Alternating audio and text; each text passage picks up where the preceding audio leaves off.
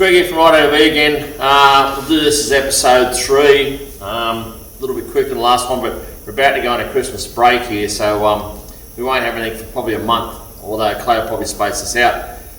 This episode I want to talk about the bike, Yamaha Tenere 700. Just the bike, not accessories, the bike.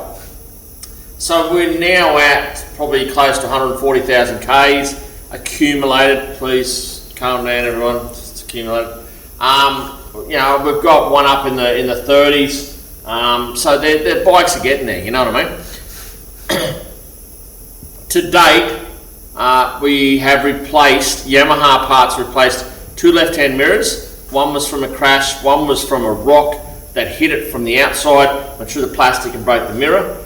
Well, that's what my guy told me. And we've replaced the rear disc because one of my blokes ran out of rear pads and didn't pick up on it until the disc was damaged.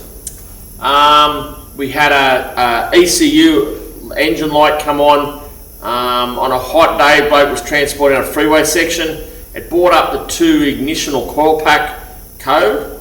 Brought up codes for both coil packs. We got the bike back, checked all the earths, cleared the codes, and it's never played up since. And that'd have to be 10,000 Ks ago for that bike. That's it. That's where we're at today. They're not without their problems. We've got one that's got some dust in the blinker lens.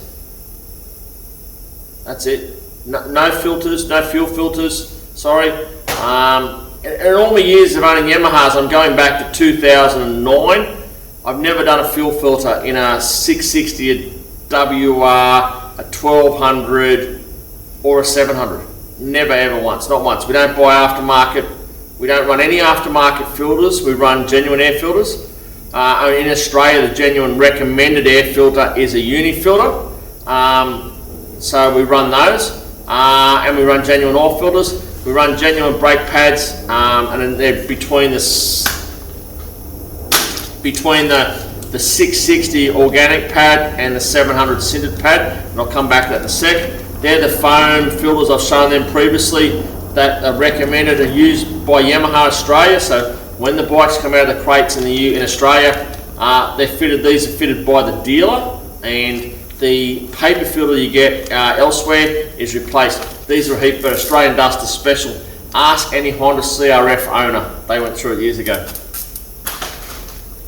And I covered it off before. We run a pre-filter as well. It goes over the end of the snorkel, has a spring inside of it, has a cable tie, a zip tie, I don't know what you call them, elsewhere, but that's what they are, and that holds it on. They're both washable and they're both oilable, and they work quite well. It's like a circus monkey thing, and as you can see one there. Right, so just back to the brake pads. We went to the organic pad from the 660Z Tenere because it had more feel, had more bite. There were some of my guys were talking about, and like there's 11 of us now using the bike, so there's a lot of feedback. We're talking about like a wooden feel. You couldn't get a lot of pedal feel. We went to the 660 pads. I was interested in why they hadn't gone to an organic pad, and I think I worked out recently why. In a lot of high speed stuff, and you're predominantly using front brake, but you're also using a bit of back brake. You might be using it to control the wheel spin. You might be using it to stand the bike a little bit to control the bike in the corner. The organic pad will fade off. So I noticed personally that the organic pad fades a little bit more. Certainly, I haven't had the sintered pad fade. So there's a toss up between feel and fade, I guess. So yeah. So we'll do a bit more on that later. The other thing that I want to talk about is cush drive bearings.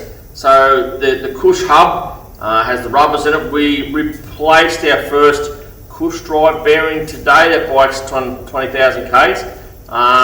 Just doing a tyre change. They're just starting to feel a bit notchy. So we'll probably bring them back to the board now, and we'll mark them as a change out of 15,000, and we'll probably do wheel bearings at 20,000. The seals in the cush drive still perfect, and these ones here in the front wheel, they've still got plenty of bite and feel to them, and no rust too. There's no rust in them. There's some talk about them rusting. They don't rust. Well, they don't rust in Australia, right? probably with salt and stuff they made, but yeah, they've still got plenty of bite, plenty of feel, so they'll still seal off. A few years ago, we had a WR get swept off a causeway. Went into the water, spent some time in the water, we craned it out, and when we pulled that bike apart, there was a couple of plugs we found a little bit of moisture in, but everything else, wheel bearings, wheels, had no water in them, and that bike had been in the river. So yeah, the seals on them are really good. By comparison to 660s a few years ago, the wheel bearing seals and that weren't particularly flash, but these are really, really good. So as far as the basic bike goes, that's where we're at. We've talked previously about dynos and standard exhausts. The standard chain and sprockets are still going on most of our bikes at 15,000, and given the way we ride them, I thought that might be a bit of an issue. We have started to change a couple of fronts at 15. We had a ZF sprocket fail at 7, but we're not talking about that, so take that, yeah, forget that. That's where we're at. The bike itself, there's none of the issues that some of the other, I read on some of the other forums that some of the other bikes are having. There's just nothing. It's just a very, very good mousetrap. It's been very, very well built and very, very well thought through. So yeah, I mean, some days I'd like a cruise control, but that's just been a bit soft. But that's where we're at. Thanks for the comments. Thanks for the likes. Again, if you want something talked about or you want an opinion on something, just post in the comments and we'll get to it later, or we'll answer it. We try and answer every single one. And thanks for the sound on this one. The sound's not at a normal standard. Our microphone wasn't here, but we just wanted to get this off. So we're knocking off now until probably the second week in January. My crew, which I'd like to publicly thank while we're here, have worked very, very hard this year. We lost 4 months with COVID, and then with the exception of 2 events, everything else was either moved and run again, and they've put in week after week. And Rooster's here most nights when we're working on bikes, Mondays and Thursdays.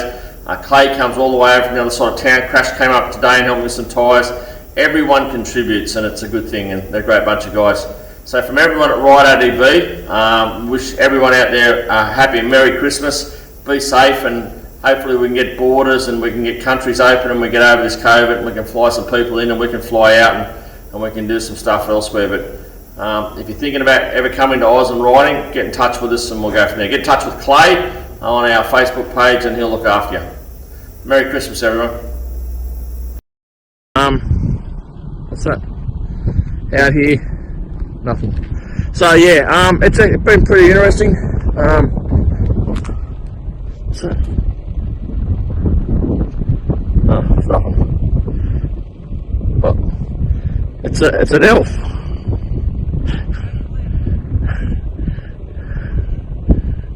Over that way. It's a Muppet. It's a Christmas shoveler.